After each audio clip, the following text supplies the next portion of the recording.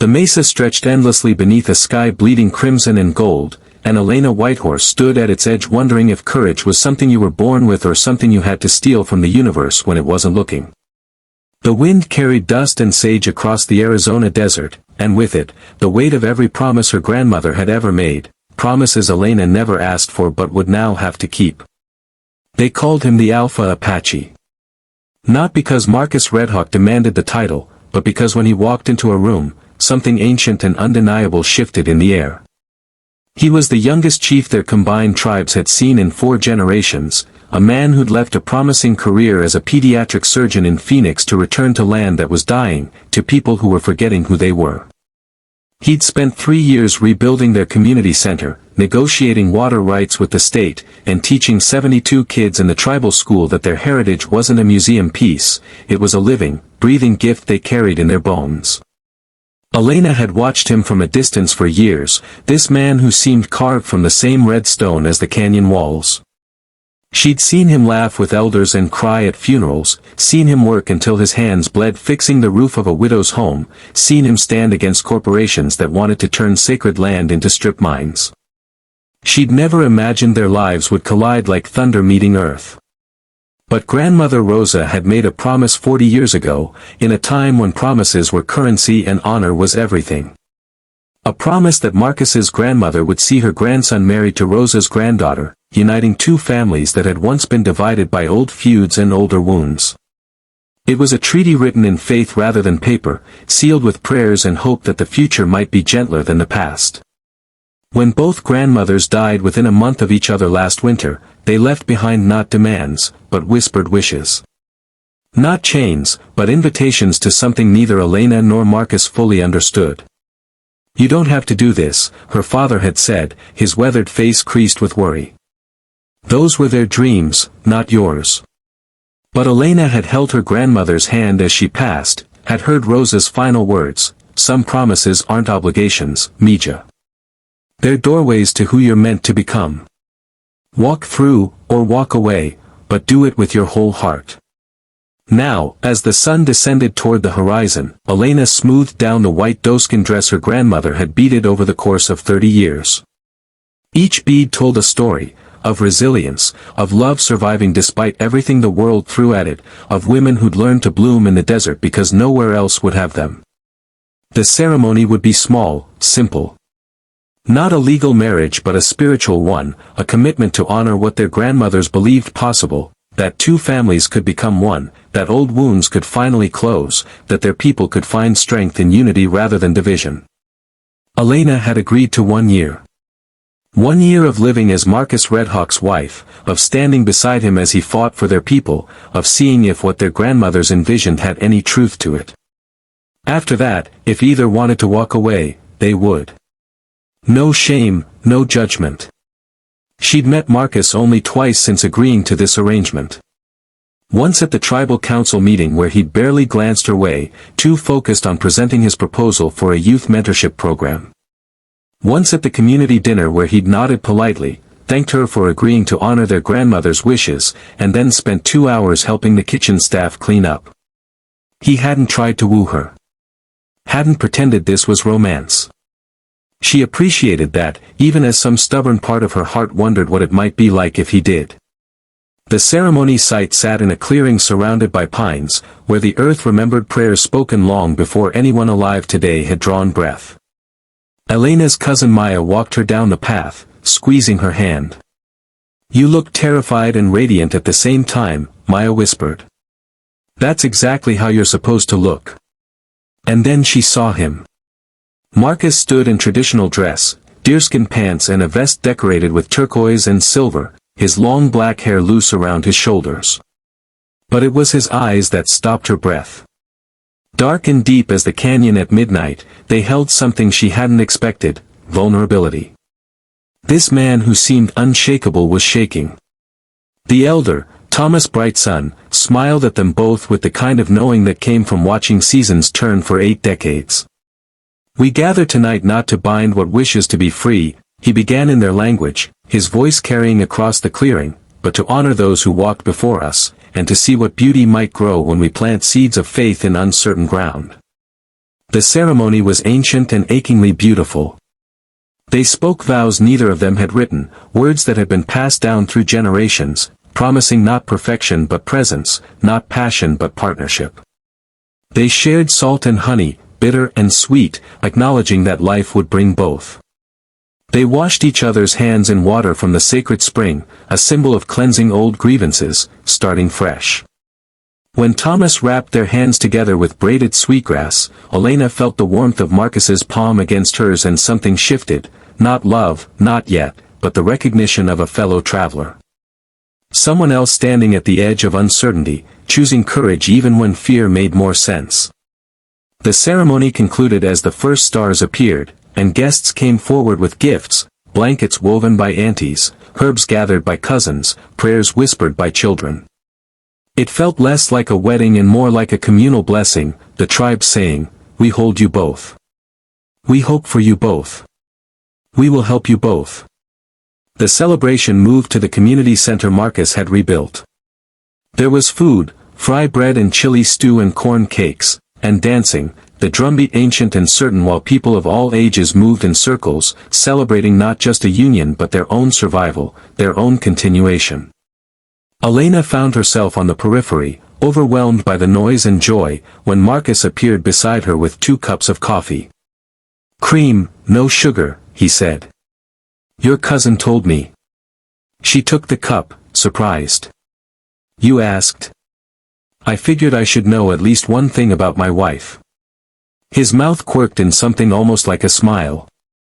"We can start there and work our way up to the harder questions." They stood in comfortable silence, watching their people celebrate. Finally, Marcus spoke again, his voice low. "I want you to know I didn't agree to this expecting anything from you. You don't owe me your heart or your body or anything else. Just, your honest presence. That's all." Elena turned to study his profile, the strong nose, the proud jaw, the exhaustion he carried like a familiar coat. "Why did you agree?" she asked. "You're the chief. You could have refused." He was quiet for so long she thought he wouldn't answer. Then, "Because for 3 years I've been trying to save our people by myself, and I'm failing. Not dramatically, we're making progress. But I'm tired in a way sleep doesn't fix.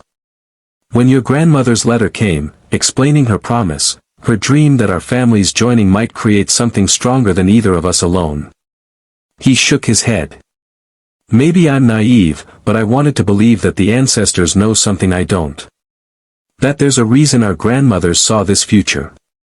He finally looked at her, and in his eyes Elena saw her own fear reflected back, the terror of hoping for something you can't control, of trusting in mystery when logic offers no guarantees.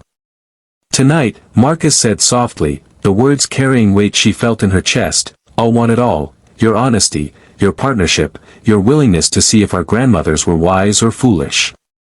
I'll want to believe this year might matter." And Elena felt her heart tremble.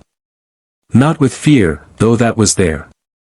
But with something more dangerous, possibility. The chance that this man, this stranger she'd promised a year to, might become someone who understood the language her soul spoke before she'd learned any words.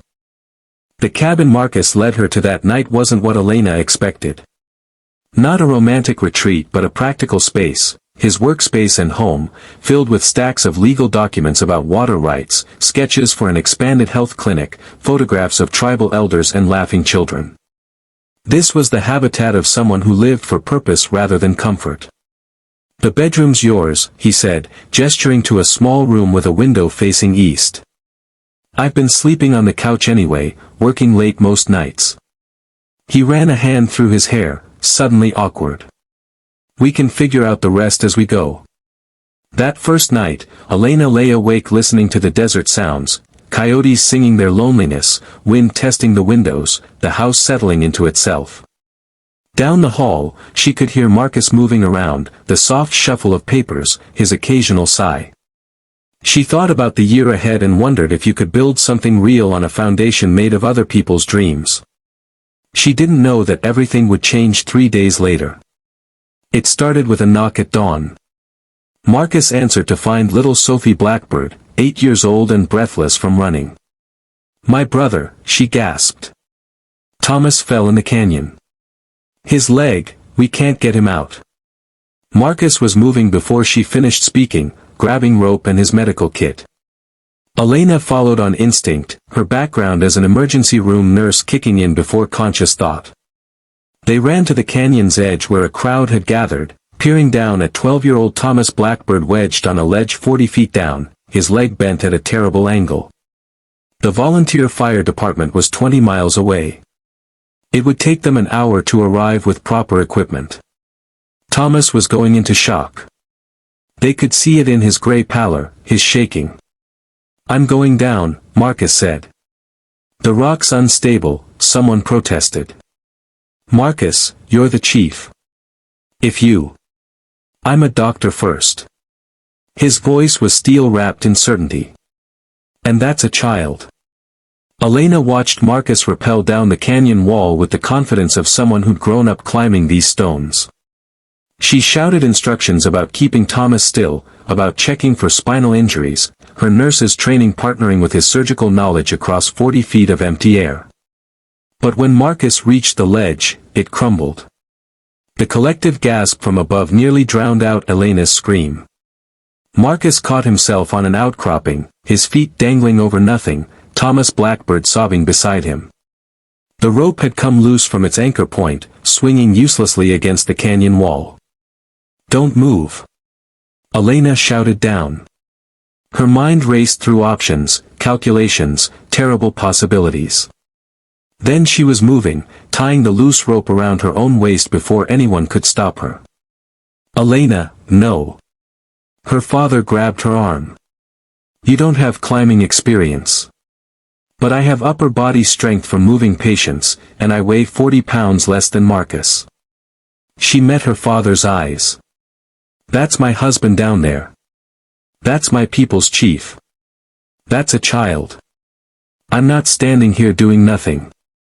She went over the edge. Later, people would call it a miracle, the way Elena descended with shaking limbs but steady purpose, the way she reached Marcus and created a human anchor while he secured Thomas with his belt.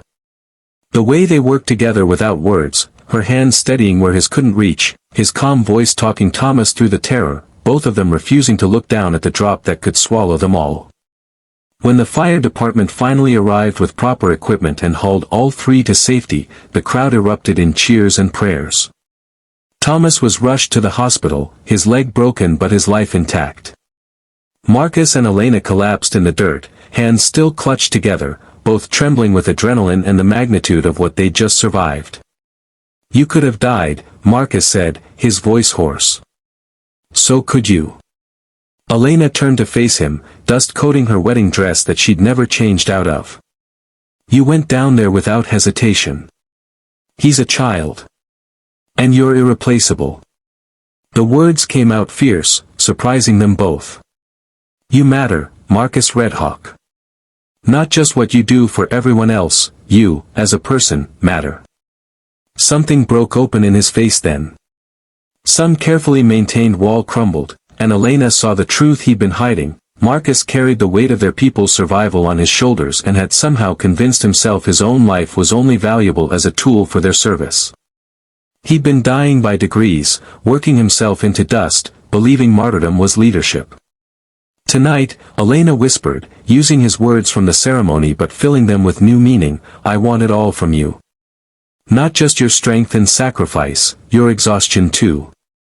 Your doubts. Your humanity. You can't save our people if you're destroying yourself to do it."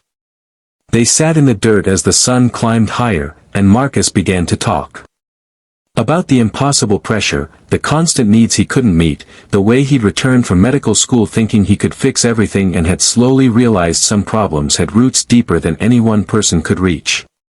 About his own grandmother's death, how he'd been holding her hand and promised he'd honor the marriage arrangement, never expecting it to become real, and then feeling trapped by obligation when Elena agreed. "I thought you'd resent me," he admitted. "Resent being tied to someone else's vision for a year. I was so focused on not expecting anything from you that I never considered you might actually want to know me." Elena laughed, exhausted and exhilarated. I've been terrified you'd be disappointed in me. That I wouldn't be partner enough, strong enough, whatever enough you needed. You just rappelled down a canyon to save my life. You did it first for a child you barely know. They looked at each other, and something shifted. Not love, still not quite that.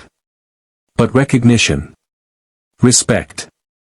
The beginning of something that might become love if given time and truth to grow in. The year unfolded differently after that day. Marcus began coming home before midnight, accepting that sustainability mattered more than martyrdom. Elena joined the tribal council meetings, her healthcare background bringing fresh perspectives to long-standing problems.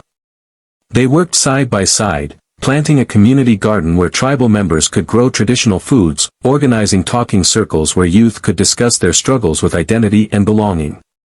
They learned each other slowly, carefully. Learned that Marcus sang terribly but with great enthusiasm while cooking. That Elena was afraid of spiders but once caught and relocated a rattlesnake from the community center without flinching. That both of them carried scars from trying to prove they were enough when simply being themselves had always been sufficient.